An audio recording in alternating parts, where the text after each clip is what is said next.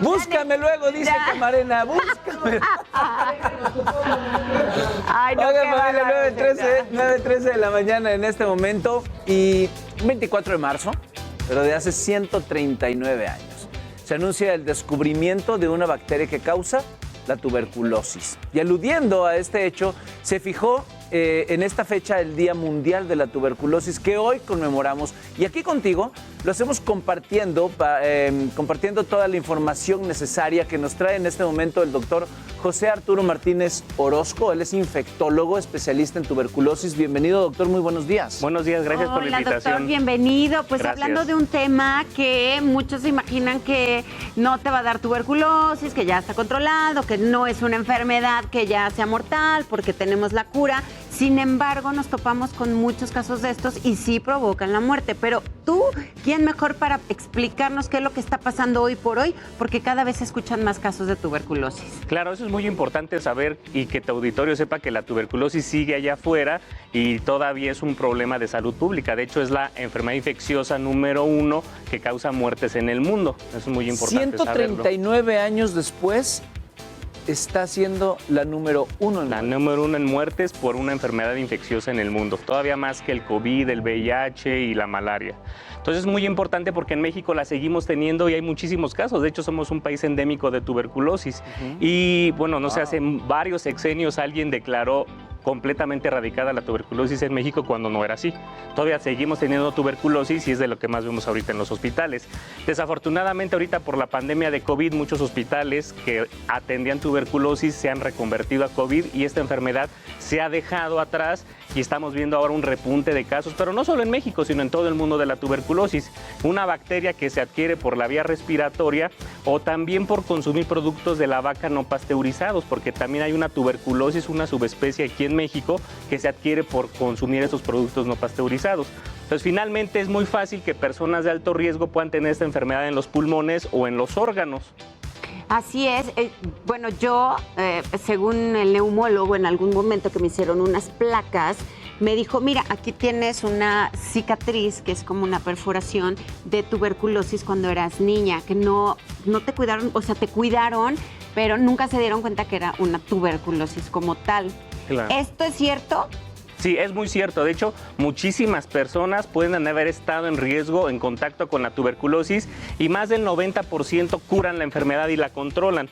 Pero hay factores de riesgo, hay ciertas poblaciones de alto riesgo que pueden hacer que esta bacteria se pueda reactivar después de muchos años de haberla adquirido. ¿Cuál es esta población de riesgo? Estos pacientes de alto riesgo son diabéticos que están mal controlados, los pacientes que tienen problemas en el sistema inmunológico, pacientes con VIH, con trasplante, pacientes que tienen cáncer, pacientes que están en quimioterapias, pacientes que tienen enfermedades reumatológicas, pacientes desnutridos.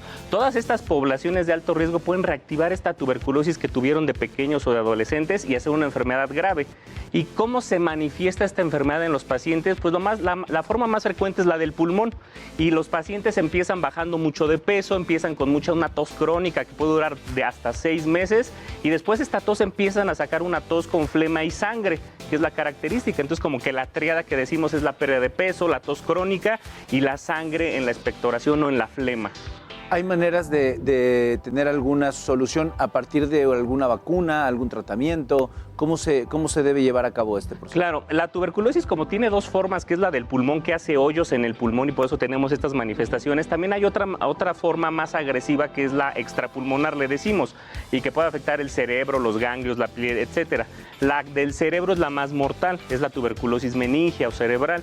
Esta es la vacuna de la meningitis que te ponen cuando eres niño o que se supone que te deben de poner para proteger. Exactamente. Entonces la vacuna de la BCG que te ponen al nacimiento es muy importante en países que tienen alta prevalencia porque te previene de que no te dé esta forma agresiva de la tuberculosis del cerebro. Pero no hay una forma de prevenir la pulmonar que es la más frecuente. Pero afortunadamente, como comentabas, tenemos tratamientos que curan la tuberculosis. Aunque ya estés tosiendo con sangre, te puedes curar. Claro, aunque estés en estadios casi avanzados, puedes curarte, aunque obviamente entre más retrasado sea el diagnóstico y el tratamiento, sí quedan con muchas secuelas los pacientes de tuberculosis, así como los de COVID quedan con secuelas cuando está muy dañado el pulmón, igual los de tuberculosis. ¿Y se puede recuperar? Se pueden recuperar, pero muchas veces si es en una fase avanzada donde lo trataste, quedan dependientes de oxígeno, queda muy limitada su capacidad funcional y su calidad de vida es mala. Entonces, por eso, entre más pronto se diagnostique y se trate la tuberculosis, se pueden recuperar al 100% y esta enfermedad se cura. Es una enfermedad infecciosa que se cura y que si se trata a tiempo prácticamente no deja secuelas y la calidad de vida es similar. Lo que siempre les recomendamos a los pacientes de tuberculosis que diagnosticamos en el hospital, para que hayan tenido una tuberculosis tan sintomática, sus enfermedades de fondo tenían que estar muy descontroladas. Entonces es fundamental que el paciente diabético se controle, el del trasplante tome sus medicinas, el de VIH acuda a tratarse, porque si no, pues de nada sirve curar la tuberculosis porque estas enfermedades pueden predisponer a una nueva reinfección. Artritis también tiene algo que ver porque decías algo acerca de las enfermedades reumatológicas, claro. Por ejemplo, lo que es la artritis reumatoide, el lupus eritematoso, la enfermedad de Sjögren, todas estas enfermedades donde el cuerpo se ataca a sí mismo, tienes que recibir medicamentos, autoinmunes exactamente, tienes que recibir medicamentos para suprimir la función del sistema inmunológico y al recibir estos medicamentos de alto impacto en tu sistema inmune no pueden controlar a la tuberculosis adecuadamente. Entonces por eso estos pacientes siempre son de alto riesgo. Hoy en día hay terapias súper novedosas contra la artritis y el lupus, pero que son altamente impactantes en el sistema inmune. Y antes de darles estos medicamentos a los pacientes de artritis o de lupus, tenemos que hacerles la prueba de tuberculosis para ver que no ya la hayan tenido como tú en tu caso, ¿no? Entonces, si en algún momento tienes que recibir una quimioterapia, un trasplante, si algún día tienes que recibir medicamento para estas enfermedades, tenemos que hacer la prueba para saber que no has estado en contacto con la tuberculosis, para saber en qué momento se te va a dar, porque antes hay que tratar esa tuberculosis que está dormida en tu cuerpo. ¿A poco? O sea, está dormida. O sea, está dormida. De hecho, por ejemplo, los infectólogos, y una de mis especialidades es que me mandan a todo este gran grupo de pacientes para antes de meterlos a una terapia donde el sistema inmunológico se tiene que suprimir, tengo que identificarles que no tengan la tuberculosis latente, que así se le llama al término. Entonces hay que buscarles a todos los pacientes tuberculosis latente antes de meterlos a una quimioterapia, antes de darles inmunoterapia para la artritis, antes de someterlos al trasplante de órgano. Y hoy en día es un tamizaje, una búsqueda fundamental en la medicina para que no hagan estas formas agresivas de la tuberculosis. Doctor, al paso ahora del COVID-19 nos hemos hecho muy cercanos al cubrebocas. ¿El cubrebocas llegó para quedarse?